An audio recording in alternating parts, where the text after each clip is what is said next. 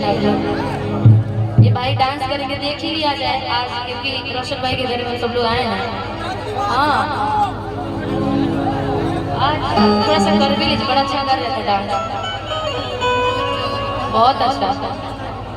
कि थक गई बहरी से भी डरल डोल डोल, आप पति हैं, आप अभी इकलौता पति हैं, आपकी पत्नियां ये 5 हैं, ऐसे 5 पांडव पति होते थे, इस बार 5 उनकी पत्नियां हैं, आपकी 5 पत्नियां हैं, ठीक? हाँ 5 लोग लारा पैसा लारा पूरा खेती बाड़ी बेच ले बगरे 5 लोग ब्याह कर ले, कम थोड़े के। अब भाई कमाने वाला लड़का है, 5 लोग का 75 को ब्याह कर लो। हाँ इधर आ गई शिवानी, किधर गई? अच्छा तुम भी आओ। आपसे आपकी पत्नी बोल रही है, सुनिए ना, इधर ध्यान दीजिए, ये आपकी पत्नी आपसे बोल रही है। घूंघट रखो सबके और रखो। ए राजा जी देखिए, जब से रुआ शादी करके लाई बने, हर रोज हमारे काम करे के पड़ेला घर में। आज हमारी तबीयत ठीक नहीं खिला, हम चाहते नहीं कि आज के काम करे रहुए कह दी। पत्नी बड़ा प्यार से अपना पति से कहत रही कि थक गई बहरी से भी डरल डोल डोल, कि थक गई बहरी से भी डरल डोल डोल।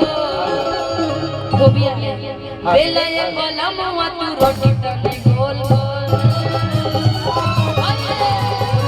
बेलय बलमुआ तू रोटी तने गोल गोल। बाबा थक गई बहरी से भी डरल डोल डोल,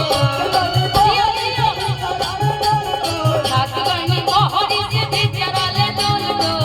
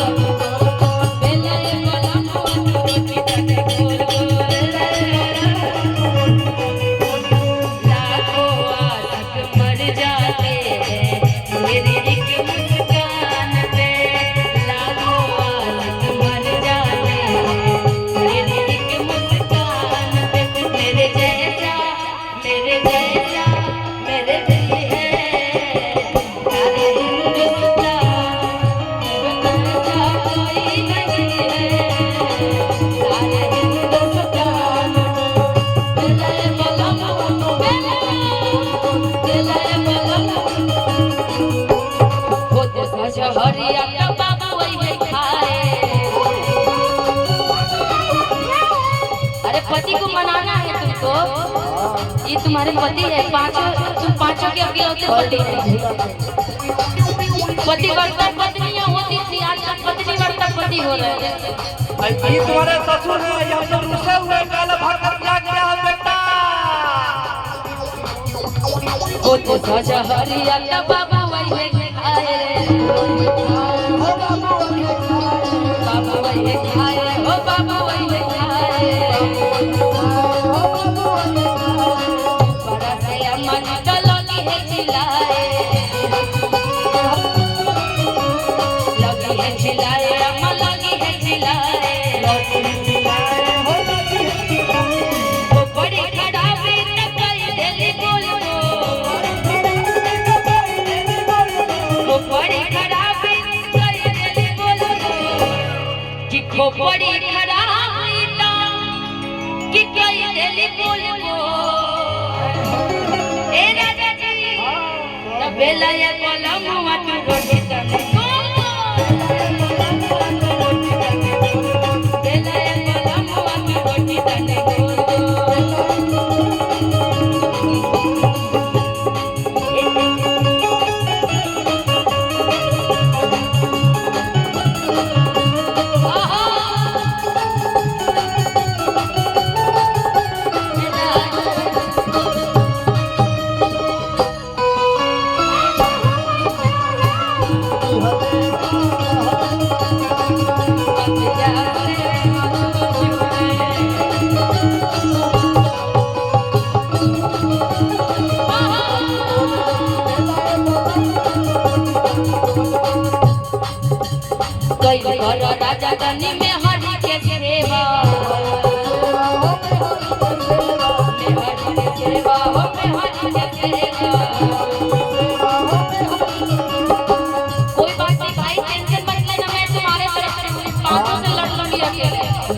एकनी के मारा तरी सा पीठ पे बड़ा कस के चोट लागल बारे चाचा मारो कैसे निकाला तो यार ये मारो कैसे एक निकाला हमको संभाल के रहना भाई तुम्हारे बात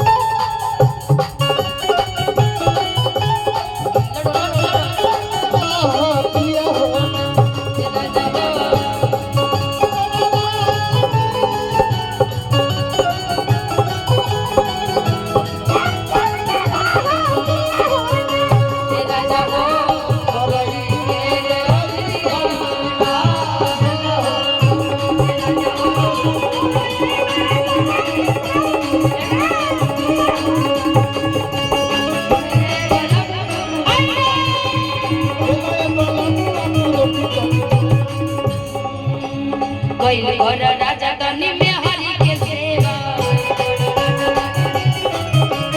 में हरि के सेवा हो में हरि के सेवा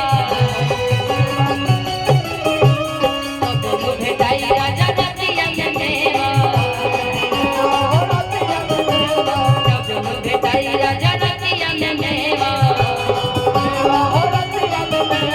कोई घर राजा गनी में हरि के सेवा